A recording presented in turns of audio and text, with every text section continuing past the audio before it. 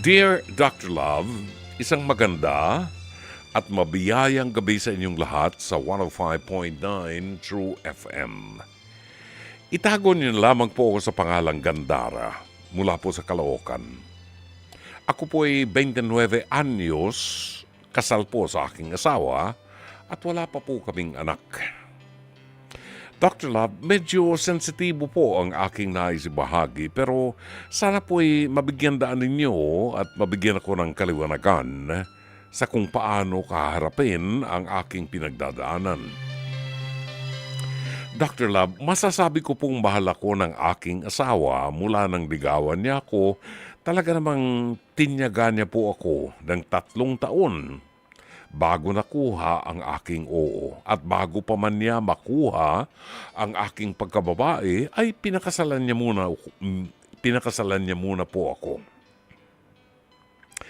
Ngayon naman po bilang asawa, mabuti po siya. Good provider, maalagain, ni hindi na nga po ako natutong magluto dahil hindi siya pumapayag. Ang gusto niya, araw-araw niya akong ipagluluto.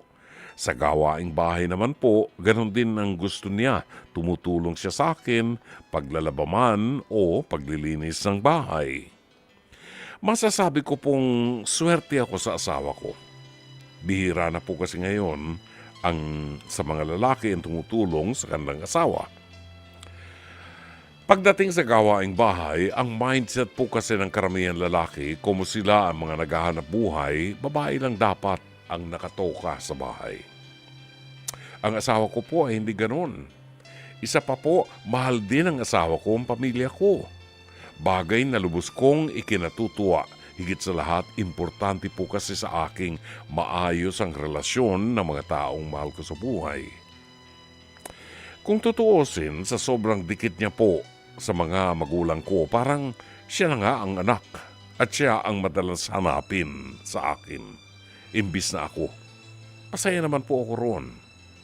Kaya nga lamang po sa kabila ng lahat ng mga yan, dahil nga nobody's perfect, may isang bagay na ayaw ko sa asawa ko.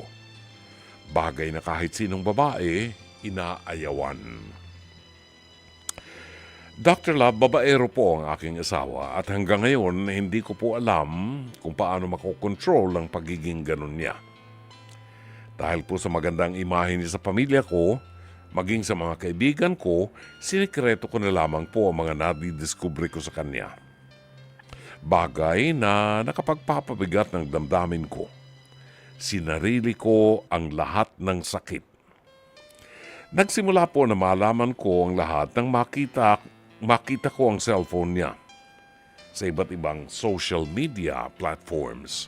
Marami po siyang nakakausap na babae. Mahilig din po siyang manghingi ng mga hubad na larawan.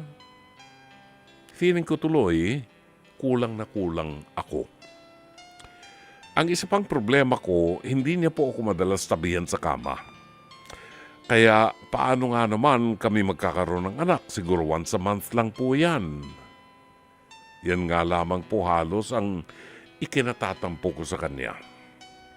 Nagtry ako ng kung ano-anong feminine wash.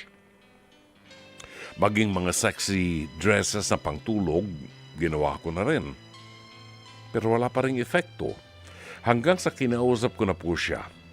Katuwiran niya naman po, lagi siyang pagod, kaya doon na po ako nag-start mag-check ng phone niya. Kinutuban ako na baka kaya nga malamig siya sa akin sa gabi dahil may pinag-iinitang iba.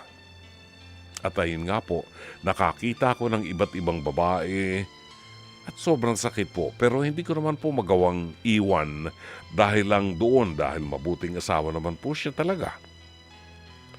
Talagang sobrang desperada po ako.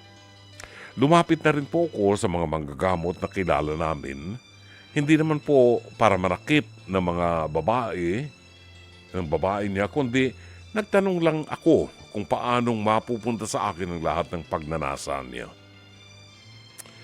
Dr. Love, pasensya na po isi-share ko, pero ang payo po sa akin ay idawdaw ko raw po ang aking underwear sa anumang inumin na ititimpla ko sa asawa ko. Gawin ko raw po ito ng madalas, mas mainam pang araw kung direkta kong ihugas sa tubig bago ipainom sa kanya.